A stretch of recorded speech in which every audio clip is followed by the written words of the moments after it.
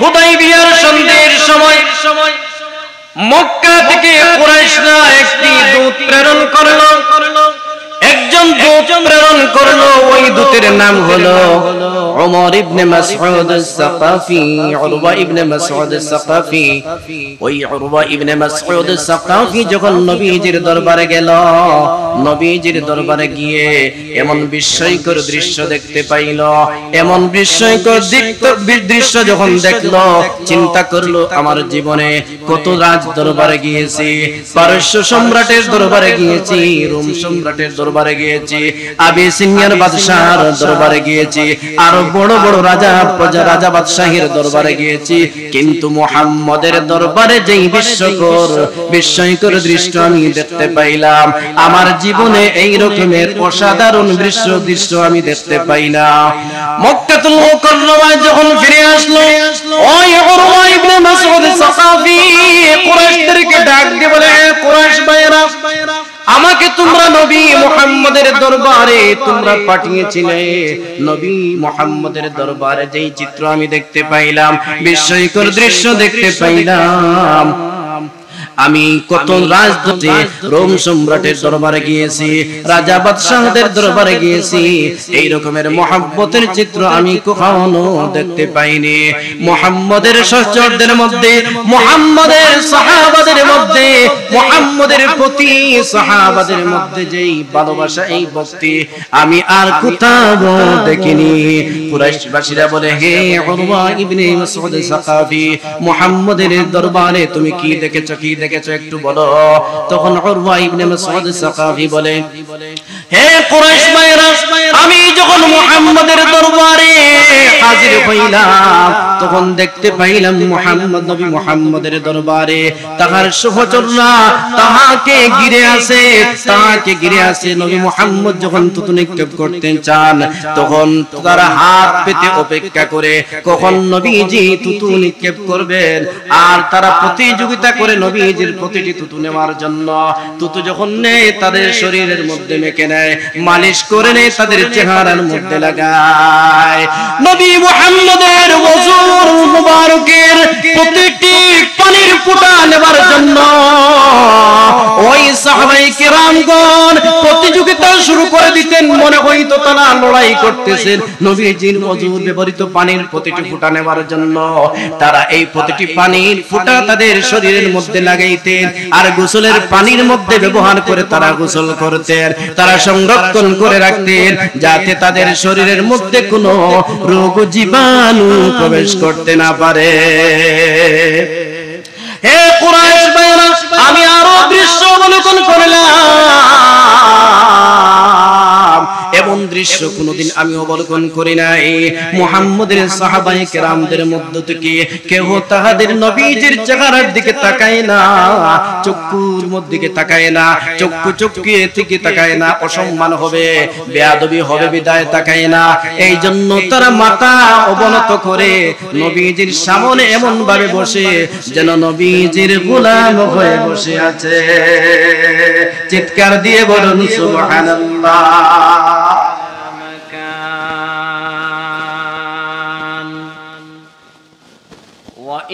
وإنسانا على إنسان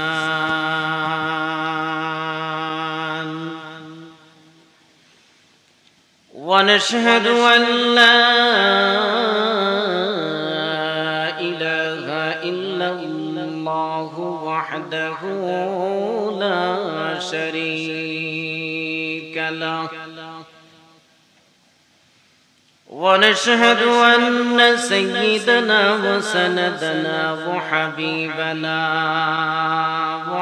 وحبيب ربنا وطبيبنا وطبيب قلوبنا وأرواحنا ومولانا محمدا عبده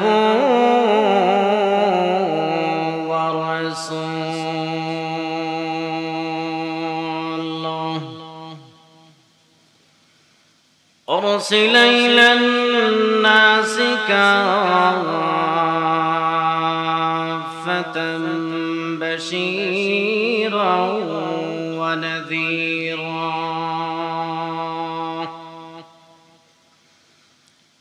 وداعيا إلى الله بإذنه وسراجا وقمرا منيرا.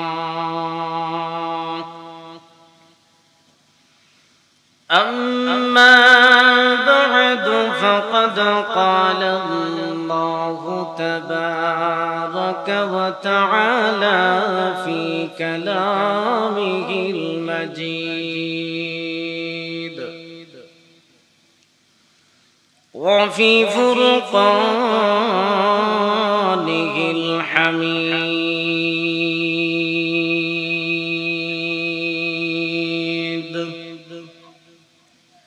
أعوذ بالله من الشيطان الرجيم.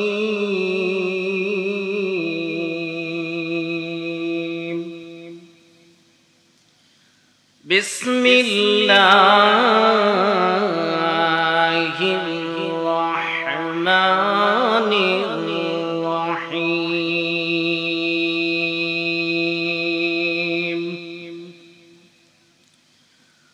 قل إن كنتم تحبون الله فاتبعوني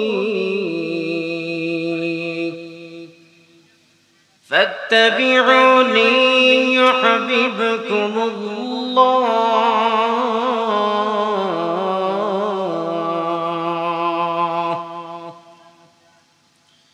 ويغفر لكم ذنوبكم والله غفور رحيم.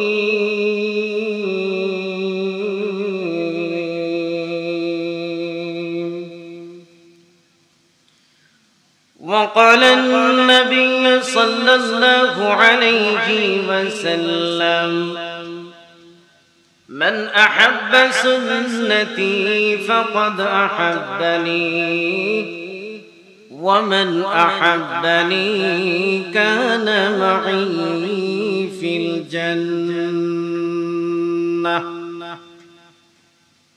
أو كما قال عليه الصلاة والسلام.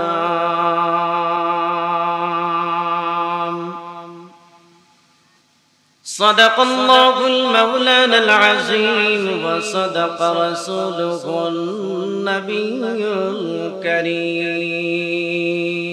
الكريم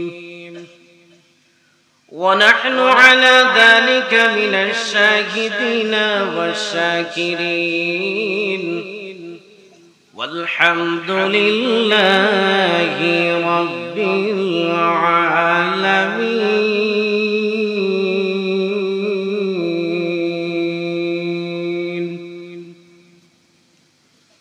اللهم صل على سيدنا محمد وعلى آل محمد كما صليت على إبراهيم وعلى آل إبراهيم إنك حميد مجيد.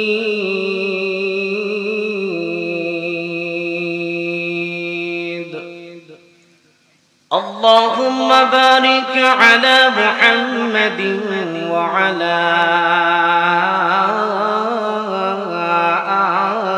آل محمد كما باركت على إبراهيم وعلى آل إبراهيم إنك حميد مجيد.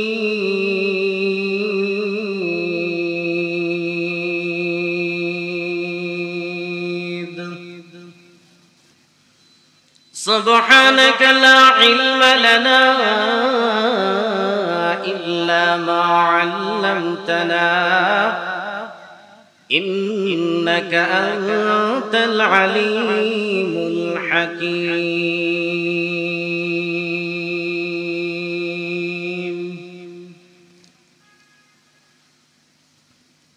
تکبیر میں کلمہ میں نمازوں میں ادا میں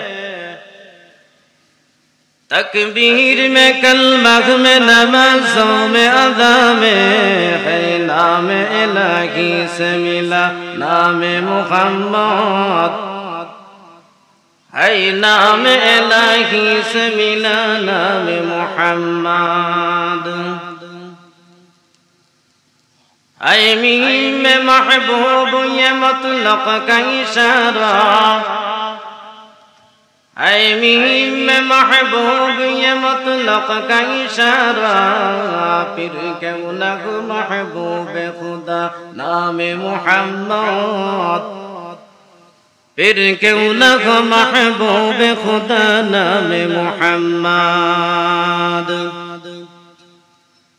محمد پر فدا ہو جاؤ کہ مقبول خدا بن جاؤ محمد پر فدا ہو جاؤ کہ مقبول خدا بن جاؤ اس دنیا سے جدا ہو جاؤ اور ناداں پردیسی اس دنیا سے جدا ہو جاؤ اور ناداں پردیسی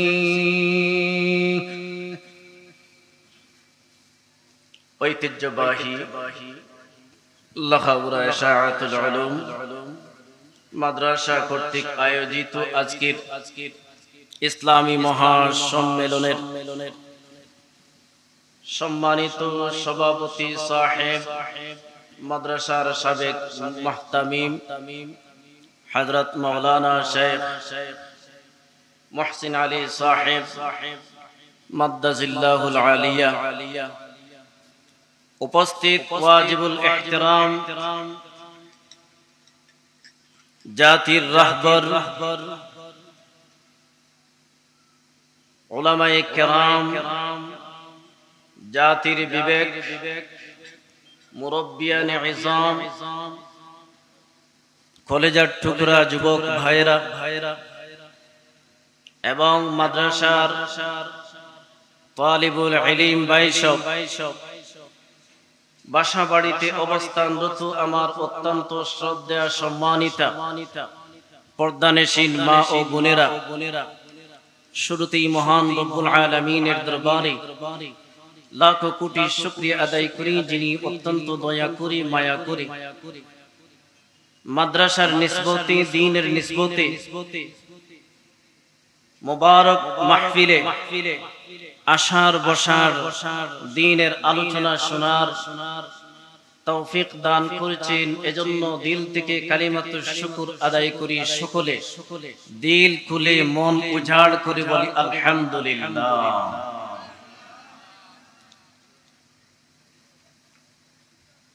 এই রকমের মাহফিলে বসতে পারাটাও আল্লাহ রাব্বুল আলামিনের সবচেয়ে বেশি নেয়ামত, সবচেয়ে বড় নেয়ামত। সবার ভাগ্যে জুটে না এই সমস্ত মুবারক মাহফিলে বসা। আমাদের মতো অনেক মানুষ ঘোরাফেরা করতেছে বাজারে, অনেক মানুষ রাস্তাঘাটে, অনেক মানুষ আছে হোস্টেলে গল্পগুজব করতেছে। যদি এই মাহফিলের কদর, এই মাহফিলের গুরুত্ব এবং তাৎপর্য সবাই জানতো তাহলে অযথা সময় নষ্ট না করে প্যান্ডেলের নিচে এসে বসতো আর দ্বীনের আলোচনা শুনতো। আমাদের অনেকের ধারণা যেহেতু মাইক যুগে আওয়াজ শোনা যাচ্ছে, ওয়াজ তো স্পষ্টই বোঝা যাচ্ছে, তো যেখান থেকেই শুনি ওয়াজ তো শুনতেছি। আসলে যদি মাহফিলে আসার বসার সওয়াব ওই সমস্ত মানুষেরা লোকেরা জানতো তাহলে এই রকমের কথা বলতো না। হাদিস শরীফের মধ্যে আল্লাহ রাসূল সাল্লাল্লাহু আলাইহি ওয়াসাল্লাম বলেন, এই সমস্ত মুবারক মাহফিলকে ফেরেশতাগণ বেষ্টন করে রাখেন, বলেন সুবহানাল্লাহ।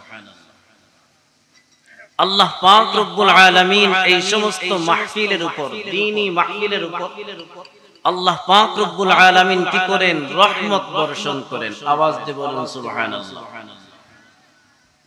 যারা প্যান্ডেলের বাহিরে তারা মাহফিলের রহমত থেকে মাহরুম কিনা? আওয়াজ দিন, মাহরুম কিনা?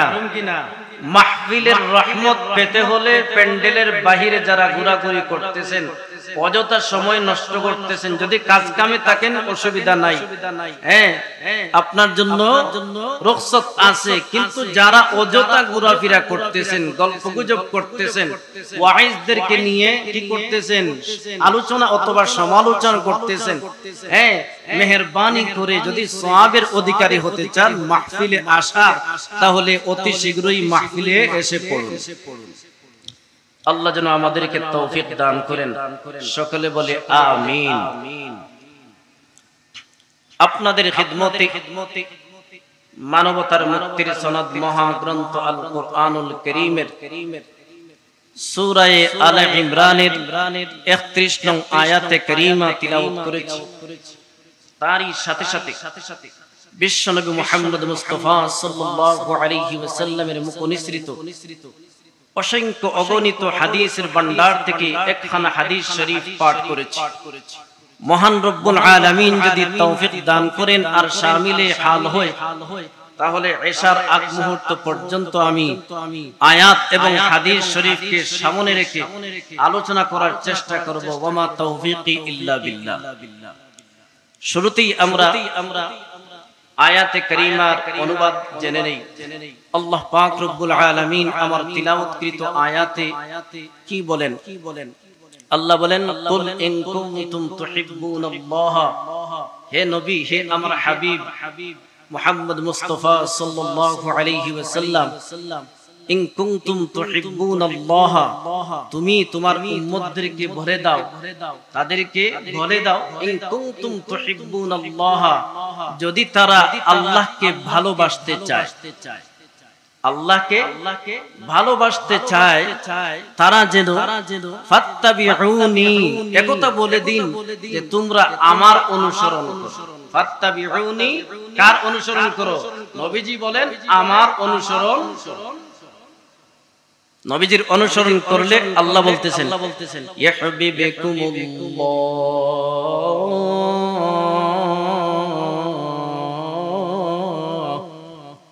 আল্লাহ তাদেরকে মুহাব্বত করবেন, আল্লাহ তাদেরকে কি করবেন? মুহাব্বত করবেন, ভালোবাসবেন।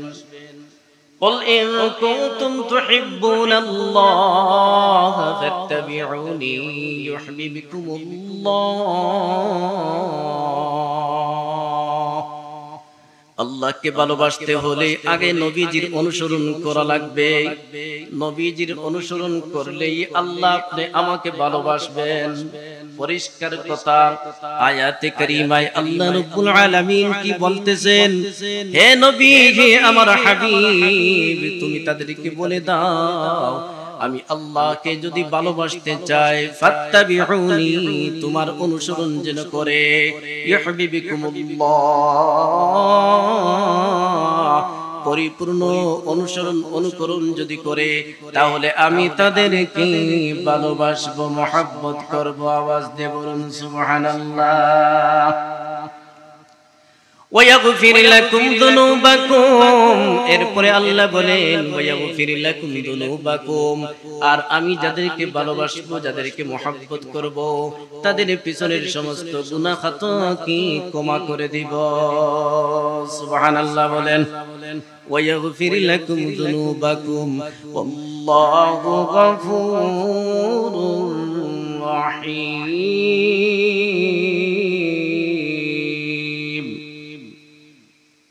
আল্লাহ ক্ষমাশীল, পরম দয়ালু। আয়াতের অনুবাদ জেনে নিলাম।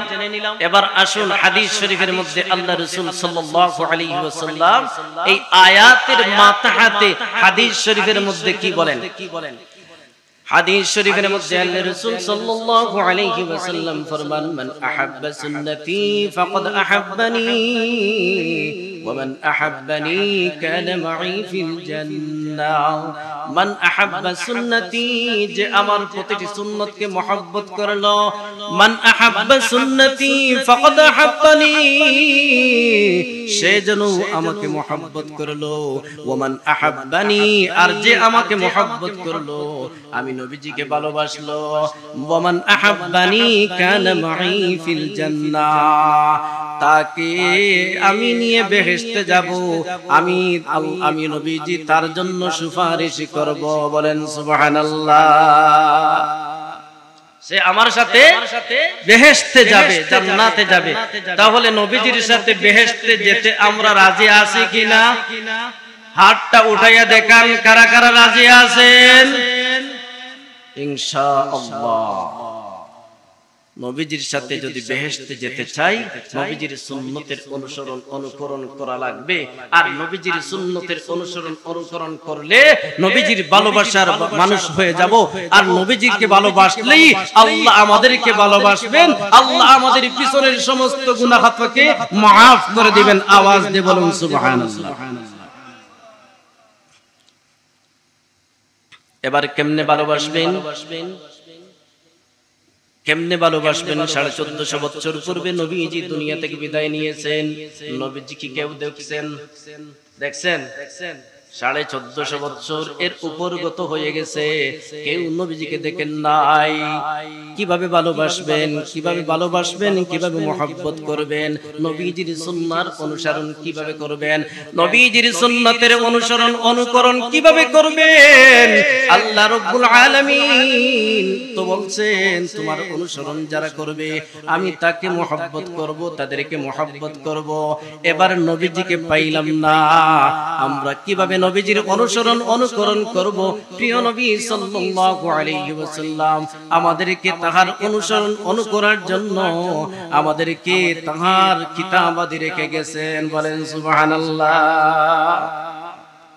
কি রেখে গেছেন কিতাবাদি রেখে গেছেন বিদায় হজ্জের বাসনি আল্লাহ রাসূল সাল্লাল্লাহু আলাইহি ওয়াসাল্লাম কি ফরমাইয়াছিলেন তারাকতু ফীকুম আমরাইন আমি তোমাদের জন্য তোমাদের কাছে দুইটি জিনিস রেখে যাচ্ছি তারাকতু ফীকুম আমরাইন লান তাদিল্লু বিহিমা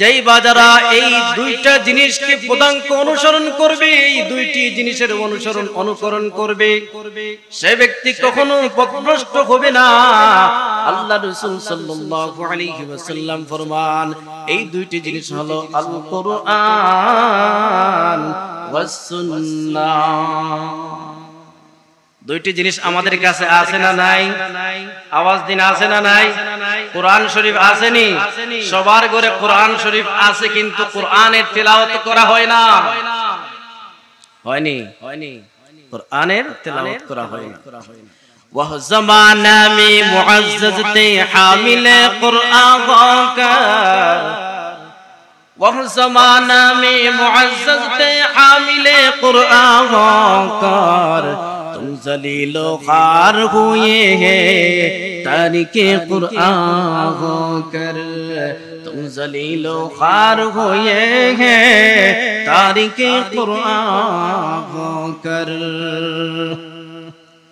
আগের জমানায় ইজ্জত ওয়ালা ছিলেন সম্মানী ছিলেন মর্যাদাবান ছিলেন কোরআনের অনুকরণ করার কারণে কোরআনের তিলাওয়াত করার কারণে মাগরিবের নামাজ পড়ে সূরা ওয়াকিয়া তিলাওয়াত করা হইতো ফজরের নামাজ পড়ে সূরা ইয়াসিন তিলাওয়াত করা হইতো এশার নামাজ পড়ে সূরা মুলক তিলাওয়াত করা হইতো ফজরের নামাজ পড়ে সূরা ইয়াসিন তিলাওয়াত করা হইতো ফজরের নামাজ পড়ে সূরাতুল আর রহমান তিলাওয়াত করা হইতো এখন খুঁজিয়ে দেখবেন কয়টি ঘরে 5 ওয়াক্তের পরে কোরআনের তিলাওয়াত হয়নি না শুধু হাফিজি মাদ্রাসায় কোরআনের তিলাওয়াত মাদ্রাসায় গেলে কোরআনের তিলাওয়াতের আওয়াজ শোনা যায় মসজিদের মক্তবে সকালে যদি যান ঘুরে তাহলে কোরআনের তিলাওয়াতের আওয়াজ শুনতে পাবেন আর বেশিরভাগ ঘরে কোরআনের তিলাওয়াতের আওয়াজ নেই আসেনি সাম নাই তাহলে আমাদের কাছ থেকে নবীজির সুন্নত বিদায় নিয়েছে কিনা? নবীজির সুন্নত কি বিদায় নিয়েছে? তো দোস্ত বুজুর্গ, কোন কাজ যদি অন্যকে করতে দেখি তাহলে এই কাজটা আপনি আমার জন্য করতে কি হয়? সহজ হয়। অন্যকে কাজ করতে দেখলে এই কাজটা কিভাবে করতে হয়, কিভাবে করা যায়, এই সিস্টেম যখন জানা যায় তখন আপনি আমাকে কাজ করতে কি হয়? সহজ হয়। হয় কিনা? তাহলে আপনি আমার মধ্যে সবচেয়ে বেশি সুন্নতের উপর আমল করেন বর্তমান জমানায় বেশিরভাগ উলামায়ে কেরামগণ। বলেন সুবহানাল্লাহ। কারা সুন্নতের উপর আমল করেন? উলামায়ে কেরামগণ। এর পূর্বে সালফে সালেহিন, আইম্মায়ে মুজতাহিদিন, তাবিঈন, তবে তাবিঈন, সাহাবায়ে কেরামগণ উম্মতের মধ্যে সর্বশ্রেষ্ঠ সুন্নতের উপর আমল করনে ওয়ালা, উম্মতের মধ্যে সর্বশ্রেষ্ঠ সুন্নতের উপর আমল করনে ওয়ালা, নবীজির পদাঙ্ক অনুসরণ অনুকরণ করনে ওয়ালা হলেন সাহাবায়ে কেরাম রিদওয়ানুল্লাহি তাআলা আলাইহিম আজমাইন। নবীজির পরে নবীজির সবচেয়ে বেশি শ্রেষ্ঠ অনুসরণ অনুকরণকারী কারা? সাহাবায়ে কেরামগণ। বলেন সুবহানাল্লাহ। নবীজির জন্য, দ্বীনের জন্য, আল্লাহর জন্য, ইসলামের জন্য সবচেয়ে বেশি রক্ত দিয়েছেন সাহাবায়ে কেরামগণ। বলেন সুবহানাল্লাহ। সবচেয়ে বেশি কি দিয়েছেন? রক্ত কারা দিয়েছেন? সাহাবায়ে কেরাম রিদওয়ানুল্লাহি তাআলা আলাইহিম আজমাইন।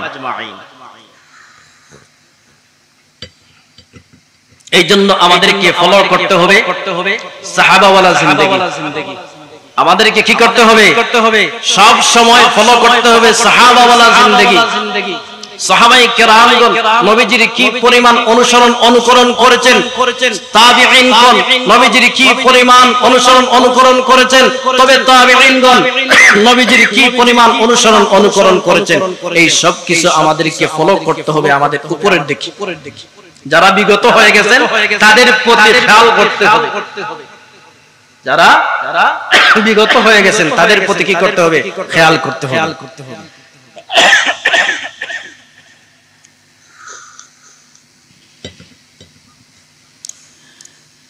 বিশ্ব নবী রাহমাতুল লিল আলামিন সাইয়্যিদুনা মুহাম্মদ মুস্তাফা সাল্লাল্লাহু আলাইহি ওয়াসাল্লামের জন্য সাহাবায়ে কেরামগণ তাদের প্রাণ পর্যন্ত দিয়েছেন, তাদের রক্ত পর্যন্ত দিয়েছেন। সবচেয়ে শ্রেষ্ঠ মহব্বতের অধিকারী ছিলেন সাহাবায়ে কেরামগণ রিদওয়ানুল্লাহি তাআলা আলাইহিম আজমাইন।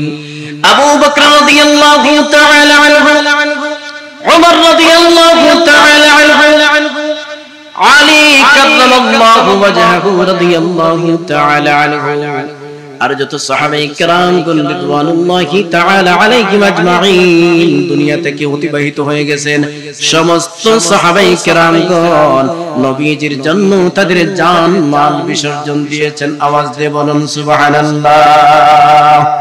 নবীজিকে এমন ভাবে মহব্বত করতেন বিশ্ব নবী রাহমাতুল লিল আলামিন, এমন পদাঙ্ক অনুসারী ছিলেন বিশ্ব নবী রাহমাতুল লিল আলামিন কি ভালোবাসতেন, এমন ভালোবাসতেন নবীজি যখন মুখের দুতু মুবারক কি করতেন? নিক্ষেপ করতেন। থুতু মুবারক তারা কি করত? হাত পেতে নবীজির থুতু মুবারক হাতের মধ্যে নিয়ে তাদের চেহারার মধ্যে, তাদের শরীরের মধ্যে মেখে নিত। আর ওই সাহাবাওয়ালা জিন্দেগির মধ্যে সাহাবায়ে কেরামগণের কোনো অসুস্থতা আসতো না। বলেন সুবহানাল্লাহ। সাহাবালা জিন্দেগিতে সাহাবায়ে কেরামগণের শরীরে কোনো অসুস্থতা আসতো না। নবীজির লালা মুবারকের মধ্যে প্রতিটি রোগের প্রতিষেধক ছিল, ঔষধ ছিল। কি ছিল? ঔষধ ছিল। সুলহ হুদাইবিয়ার সন্ধির সময় মক্কা থেকে কুরাইশরা একটি দূত প্রেরণ করলো, একজন দূত প্রেরণ করলো। ওই দূত দূতের নাম হলো ওমর ইবনে মাসউদ আস-সাকাফি, উরওয়া ইবনে মাসউদ আস-সাকাফি। ওই উরওয়া ইবনে মাসউদ আস-সাকাফি যখন নবীজির দরবারে গেল, নবীজির দরবারে গিয়ে এমন বিস্ময়কর দৃশ্য দেখতে পাইল। এমন বিস্ময়কর দৃশ্য যখন দেখলো, চিন্তা করলো আমার জীবনে কত রাজ দরবারে গিয়েছি, পারস্য সম্রাটের দরবারে গিয়েছি, রোম সম্রাটের দরবারে গিয়েছি, আবিসিনিয়ার বাদশাহর দরবারে গিয়েছি, আরো বড় বড় রাজা বাদশাহের দরবারে গিয়েছি, কিন্তু মুহাম্মদের দরবারে যেই বিস্ময়কর দৃশ্য আমি দেখতে পাইলাম, আমার জীবনে এই রকমের অসাধারণ দৃশ্য আমি দেখতে পাই না। মক্কাতুল মুকাররমায় যখন ফিরে আসলো, ওই উরওয়া ইবনে মাসউদ আস-সাকাফি কুরাইশদেরকে ডাক দিয়ে বলে, কুরাইশ ভাইরা, আমাকে তোমরা নবী মুহাম্মদের দরবারে তোমরা পাঠিয়েছিলে, নবী মুহাম্মদের দরবারে যেই চিত্র আমি দেখতে পাইলাম, বিস্ময়কর দৃশ্য দেখতে পাইলাম, আমি কত রাজদূত রোম সম্রাটের দরবারে গিয়েছি, রাজা বাদশাহদের দরবারে গিয়েছি, এই রকমের মুহাব্বতের চিত্র আমি কখনো দেখতে পাইনি। মুহাম্মদের সহচরদের মধ্যে, মুহাম্মদের সাহাবাদের মধ্যে, মুহাম্মদের প্রতি সাহাবাদের মধ্যে যেই ভালোবাসা, এই ভক্তি আমি আর কোথাও দেখিনি। কুরাইশবাসীরা বলে, হে উরওয়া ইবনে মাসউদ আস-সাকাফি, মুহাম্মদের দরবারে তুমি কি দেখেছো, কি দেখেছো একটু বলো। তখন উরওয়া ইবনে মাসউদ আস-সাকাফি বলে, হে কুরাইশ ভাইরা, আমি যখন মুহাম্মদের দরবারে হাজির হইলাম, তখন দেখতে পাইলাম মুহাম্মদ, নবী মুহাম্মদের দরবারে তাহার সহচররা তাহাকে ঘিরে আছে। নবী মুহাম্মদ যখন থুতু নিক্ষেপ করতে চান, তখন তারা হাত পেতে অপেক্ষা করে কখন নবীজি থুতু নিক্ষেপ করবেন, আর তারা প্রতিযোগিতা করে নবীজির প্রতিটি থুতু নেওয়ার জন্য।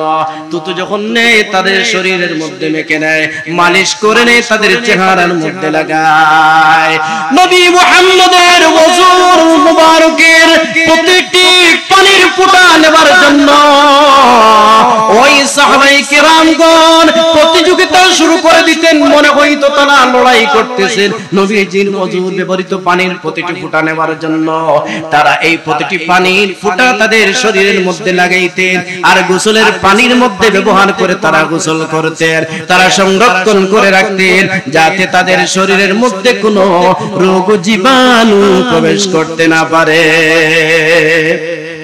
হে কুরাইশ ভাইরা, আমি আরো দৃশ্য অবলোকন করলাম, এমন দৃশ্য কোনদিন আমি অবলোকন করি নাই। মুহাম্মদের সাহাবায়ে কেরামদের মধ্য থেকে কেউ তাহাদের নবীজির চেহারার দিকে তাকায় না, চক্ষুর মধ্যে তাকায় না, চক্ষুয়ে থেকে তাকায় না, অসম্মান হবে, বেয়াদবি হবে বিদায় তাকায় না। এই জন্য তারা মাথা অবনত করে নবীজির সামনে এমন ভাবে বসে যেন নবীজির গোলাম হয়ে বসে আছে।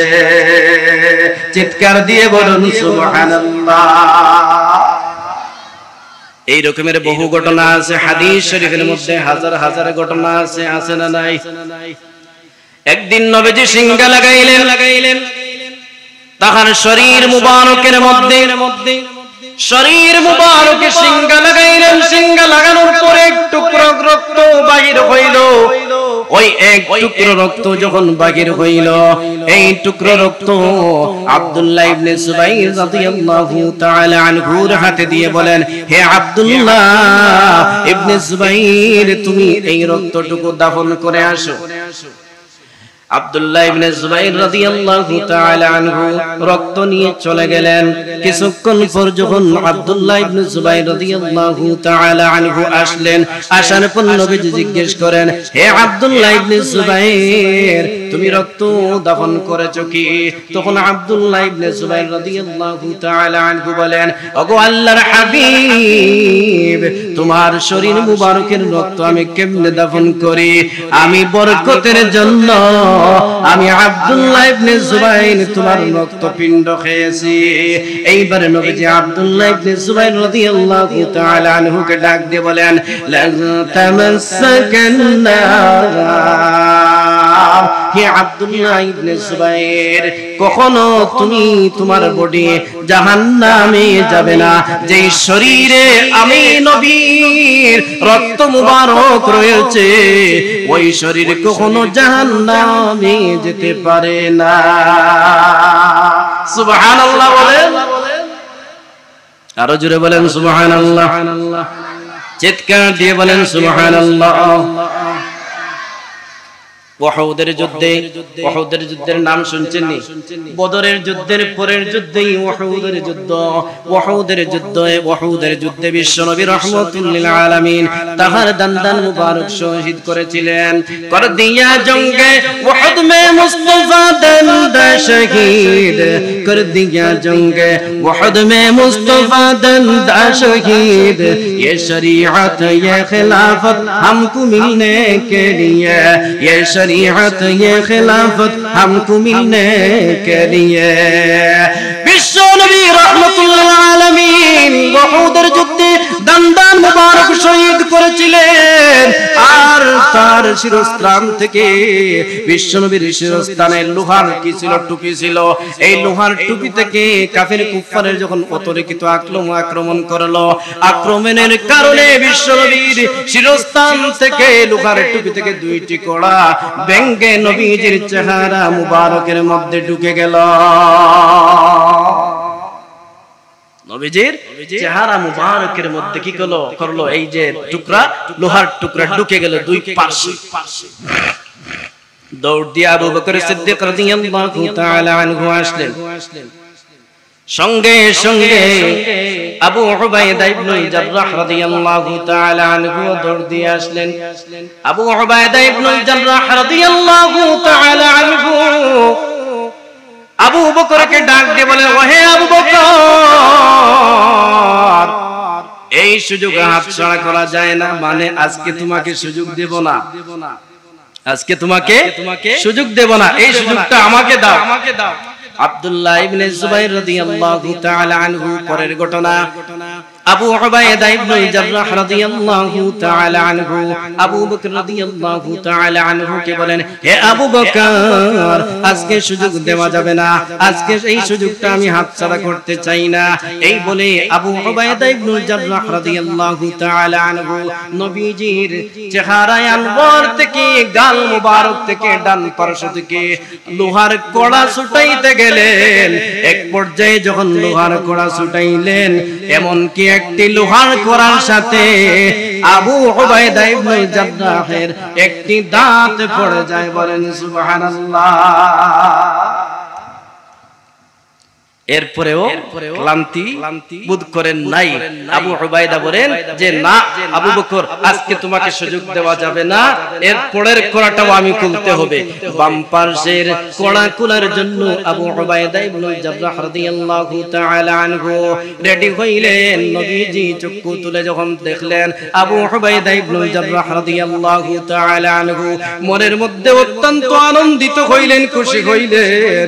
আবু উবাইদা ইবনে জাররাহ রাদিয়াল্লাহু তাআলা আনহু যখন বাম পাশের লোহার কড়া ছুটাইলেন, বাম পাশের লোহার কড়া যখন খুললেন, ওই লোহার কড়া খোলার সঙ্গে তাহার আরেকটি দাঁত ভেঙে গিয়ে রক্ত বাহির হতে শুরু হইল। এইবার নবীজির চেহারা মুবারক রক্তে রঞ্জিত, নবীজির চেহারা মুবারক রক্তে রঞ্জিত। এইবার সিনান, মালিক বিন সিনান রাদিয়াল্লাহু তাআলা আনহু দৌড় দিয়ে আসলেন। এসে নিজের জিহ্বা দিয়ে নবীজির চেহারা মুবারক চেটে চেটে পরিষ্কার করে দেন।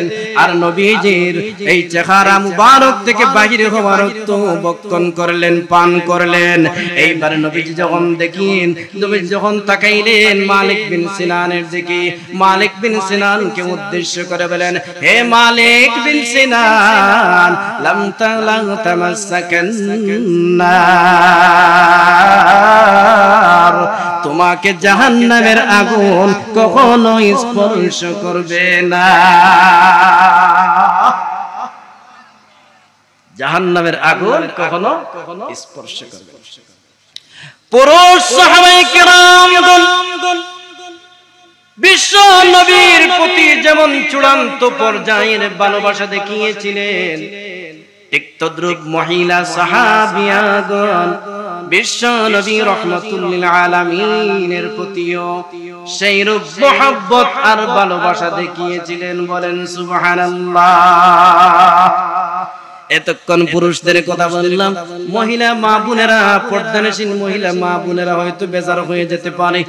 এবার বলি, মহিলা মা বোনেরা, পর্দানশীল মা বোনেরা নবীজিকে কি পরিমাণ মহব্বত করে দেন।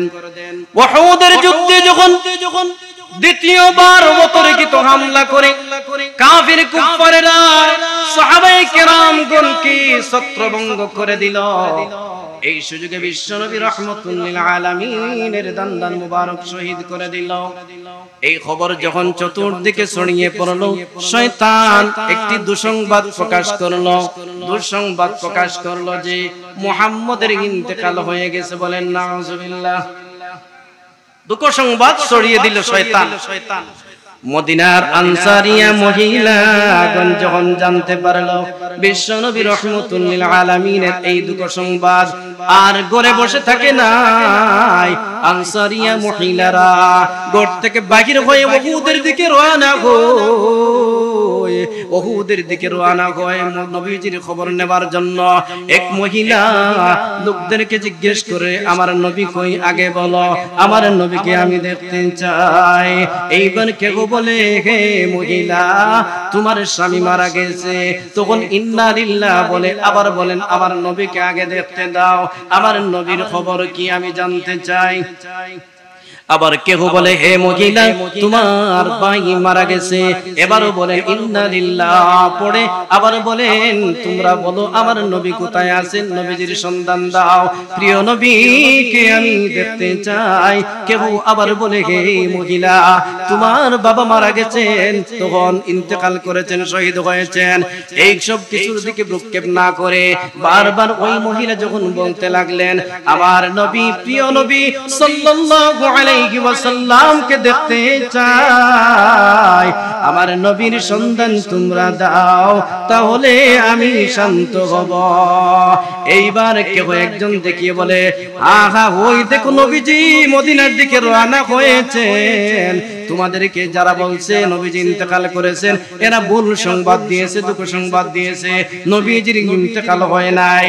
নবীজির প্রেমে পাগল করা হয়ে ওই মহিলা একটি দৌড় দিল গো।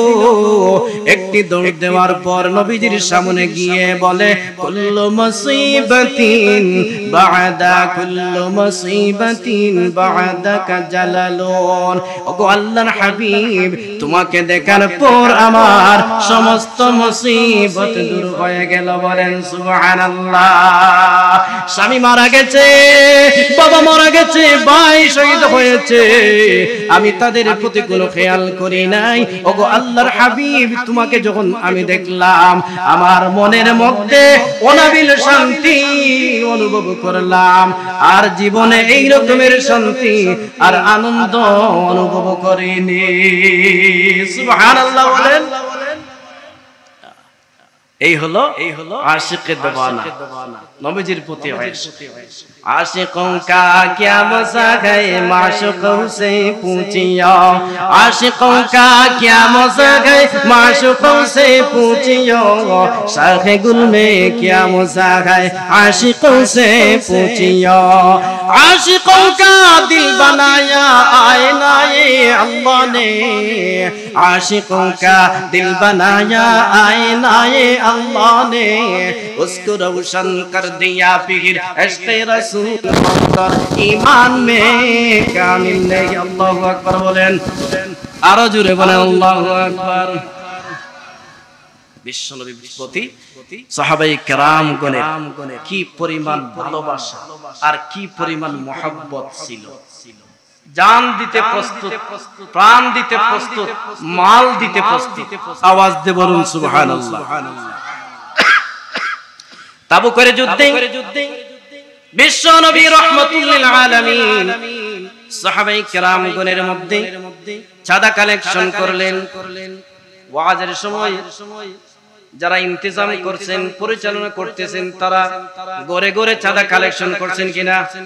প্রত্যেকের কাছে চাঁদা কালেকশন করেছেন।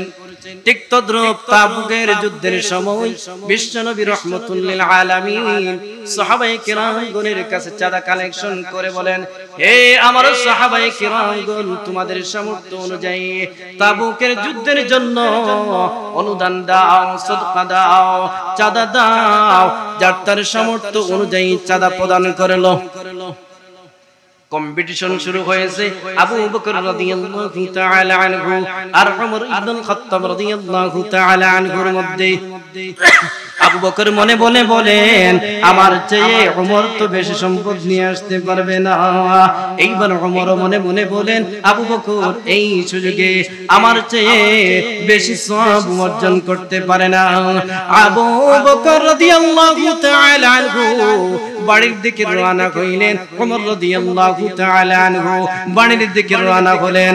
বাড়িতে গিয়ে ওমর রাদিয়াল্লাহু তাআলা আনহু ঘরের মধ্যে যেই পরিমাণ সম্পদ ছিল, যেই পরিমাণ মাল ছিল, ওই মালকে অর্ধেক করে, অর্ধেক রেখে অর্ধেক নবীজির দরবারে হাজির করে দিলেন।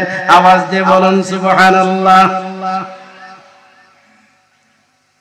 আর বর্তমান সময়ে দ্বীনের জন্য, মসজিদ মাদ্রাসার জন্য যদি 500 টাকা 1000 টাকা চাওয়া হয়, হ্যাঁ, কোটি কোটি টাকা ব্যাংক ব্যালেন্স করে আছে, হ্যাঁ, ব্যাংকের মধ্যে কোটি কোটি টাকা পড়ে আছে, কিন্তু 1000 টাকা মাদ্রাসায় মসজিদে দিতে কি করে, কুণ্ঠাবোধ করে, কত উজর খাই পেশ করে। এটা কি সাহাবাওয়ালা জিন্দেগি? ওমর রাদিয়াল্লাহু তাআলা আনহু ঘর থেকে অর্ধেক সম্পদ নিয়ে নবীজির কাছে হাজির করলেন। নবীজি খুশি হয়ে আনন্দিত হয়ে বসে আছেন। এইবার আবু বকর রাদিয়াল্লাহু তাআলা আনহুর অপেক্ষায় আবু বকর বস্তাবন্দি করে ঘরের মধ্যে যত মাল ছিল সব কিছু নিয়ে আসলেন। সুবহানাল্লাহ বলেন। নবীজি আবু বকরকে জিজ্ঞেস করেন, হে আবু বকর, তুমি তো ঘরের সব মাল সামান নিয়ে আসলা, ঘরের মধ্যে কি রেখে এসেছো? এইবার আবু বকর রাদিয়াল্লাহু তাআলা আনহু বলেন, ওগো আল্লাহর হাবিব, আমি আমার রাসূল এবং আল্লাহকে, আল্লাহর রাসূলকে আমার ঘরে রেখে এসেছি। সুবহানাল্লাহ। আল্লাহর রাসূলকে ঘরে রেখে এসেছেন আর সমস্ত মাল সামান নিয়ে আবু বকর সিদ্দিক রাদিয়াল্লাহু তাআলা আনহু নবীজির দরবারে হাজির। সুবহানাল্লাহ। এই হলো সাহাবাওয়ালা জিন্দেগি। জান দিয়েছেন, প্রাণ দিয়েছেন, মাল দিয়েছেন। ঠিক তদ্রুপ নবীজির পদাঙ্ক অনুসরণ অনুকরণ করেছেন। নবীজির প্রত্যেক সুন্নতকে আঁকড়ে ধরেছেন। এমন কোন সুন্নত নবীজির কি হয় নাই, ছুটে নাই। সাহাবায়ে কেরাম রিদওয়ানুল্লাহি তাআলা আলাইহিম আজমাইনের জীবনে সমস্ত সুন্নত সাহাবায়ে কেরামগণ একটা একটা করে পালন করে বিশ্ববাসীকে, আখেরি উম্মতদেরকে দিয়ে গেছেন যে আমরা যেভাবে সুন্নত পালন করতেছি, তোমরাও কিয়ামত পর্যন্ত আনেওয়ালা যত আসবে নবীজির অনুকরণ অনুসরণে নবীজির সুন্নত এভাবে পালন করো। বলেন সুবহানাল্লাহ। আজ আমাদের সমাজে সুন্নতের কোনো খবর নাই। আছে? হ্যাঁ, সুন্নত পালন করতে গেলে যুবক চিন্তা করে, আমি তো এখনো বিয়ে শাদী করিনি, যদি দাড়ি রেখে নেই তাহলে আমাকে কন্যা কেউ দেবে না, পাত্রী দেবে না, এই চিন্তা করে কিনা? অর্ধবয়সী ব্যক্তি চিন্তা করে, এখনো তো মুরব্বী হয়ে নাই, সমাজের লোকেরা আমাকে এখনো মুরব্বী ডাকে নাই। যেই দিন থেকে সমাজের মুরব্বী ডাকবে লোকেরা, ওই দিন থেকে আমি দাঁড়িয়ে রাখবো। বলে কিনা? বেজার নিশা। হ্যাঁ, আরো কত সুন্নত আছে আমাদের ব্যক্তি জীবনে, আমাদের সামাজিক জীবনে, আমাদের পারিবারিক জীবনে, আমাদের রাষ্ট্রীয় জীবনে কয়টি সুন্নত আমরা পালন করতেছি? আমরা ভয় করি যে সুন্নত পালন করতে গেলে আমরা কি হয়ে যাব? হ্যাঁ, ধার্মিক হয়ে যাব। মানুষ আমাদেরকে, যারা প্রগতিশীল, যারা দুনিয়াধারী, শিক্ষায় শিক্ষিত, তারা আমাদেরকে ভালোবাসবে না। বহির্রাষ্ট্রে ইহুদিদের কাছে, নাসারাদের কাছে, খ্রিস্টানদের কাছে ভালো হওয়া যাবে না। তো কি করে? মেসির স্টাইলে চুল কাটে। সেলুনে তো আপনারাও যান, আমিও যাই সেলুনে। তো বসে বসে দেখি যুবকদের চুলের স্টাইল, যুবকদের চুল কাটার স্টাইল আমি দেখি। কেউ মেসির স্টাইলে চুল কাটে, আর কেউ আরো কত খ্রিস্টানের স্টাইলে চুল কাটে। এই যুবক ভাইরা, ইহুদ খ্রিস্টানদেরকে খুশি করার জন্য যতই তাদের বেশভূষা তুমি গ্রহণ করো, যতই তাদের সাদৃশ্য তুমি গ্রহণ করো, কোশ্চিন কালেও ইহুদিরা তোমাকে ভালোবাসবে না, বন্ধু মনে করবে না। কোশ্চিন কালেও খ্রিস্টানরা তোমাকে বন্ধু মনে করবে না, তোমাদেরকে বন্ধু মনে করবে না। যতক্ষণ পর্যন্ত তোমরা তাদের ধর্ম গ্রহণ না করেছো, ততক্ষণ পর্যন্ত তোমাদেরকে ভালোবাসবে না। ঠিক কিনা? আল্লাহ এই মর্মে বলেন, ওয়ালান তারদা আনকাল ইয়াহুদা ওয়ালান নাসারা ওয়ালান তারদা আনকাল ইয়াহুদা ওয়ালান নাসারা হাত্তা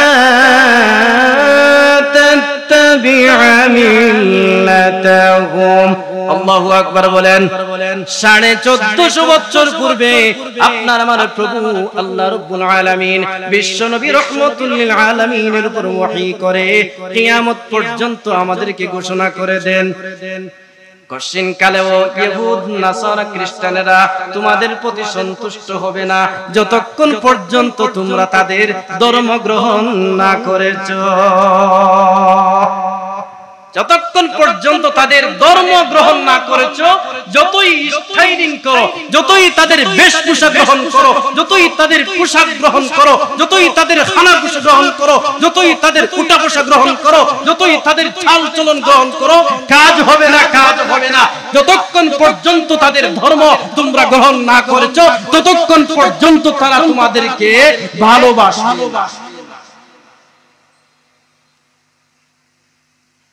ডোনাল্ড ট্রাম্পকে আর মালিশ করবেন? বলেন আর মালিশ করবে? কয়েক ভোট পাওয়ার জন্য ডোনাল্ড ট্রাম্পকে মালিশ করে, ক্ষমতায় যাওয়ার জন্য আমেরিকা খ্রিস্টানদেরকে মালিশ করে, ইহুদিদেরকে মালিশ করে, বিধর্মীদেরকে মালিশ করে। তারাও বুঝে, তারাও কি বুঝে। যতক্ষণ পর্যন্ত তাদের ধর্মের অনুসারী না হয়েছে, ততক্ষণ পর্যন্ত তারা তোমাদেরকে ভালোবাসবে না। শুধু সুযোগ খুঁজবে, সুযোগ করবে।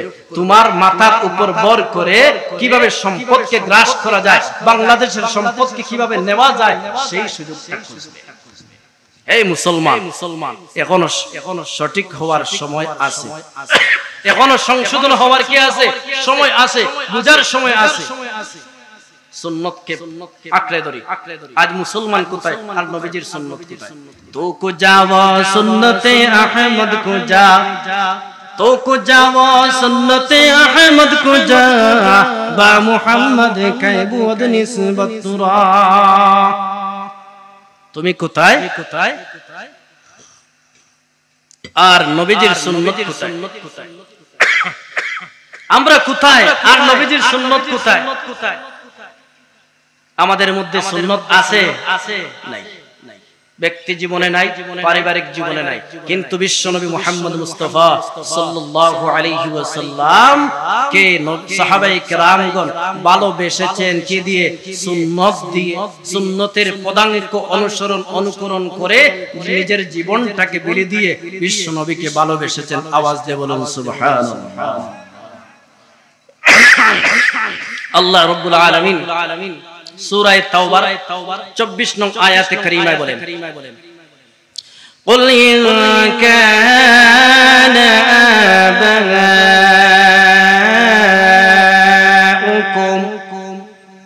ওয়া আবনাউকুম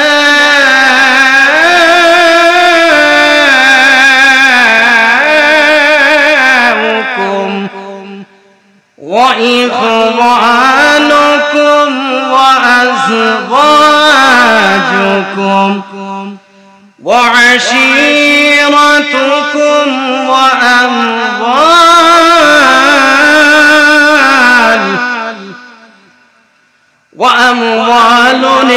اقترفتموها وتجارة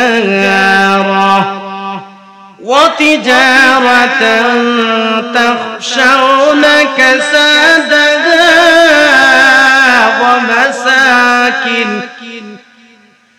ومساكن ترضونها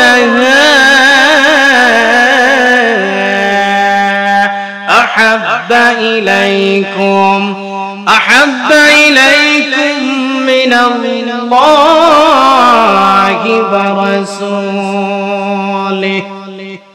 ورسوله وجهاد في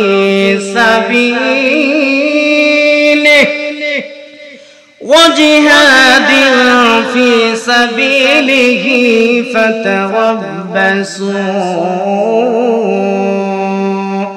فتربصوا حتى يأتي الله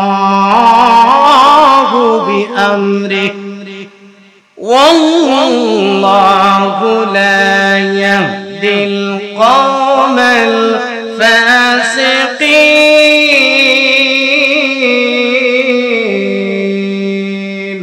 الله أكبر আল্লাহ রাব্বুল আলামিন সূরাতুত তাওবার 24 নং আয়াতে কারীমায় বলেন কুল ইন কানা আবাউকুম যদি তোমাদের কাছে তোমাদের পিতা যদি তোমাদের কাছে তোমাদের সন্তান সন্ততি যদি তোমাদের কাছে তোমাদের ভাই বোনেরা যদি তোমাদের কাছে তোমাদের আজওয়াজ তোমাদের স্ত্রীগণ যদি তোমাদের কাছে তোমাদের সহগোষ্ঠী যদি তোমাদের কাছে তোমাদের অর্জিত সম্পদ যদি তোমাদের কাছে তোমাদের ব্যবসা বাণিজ্য যেই ব্যবসা বাণিজ্যের মধ্যে লস হওয়ার মন্দা পড়ার আশঙ্কা করো যদি তোমাদের কাছে তোমাদের এই মাসাকিন ঘর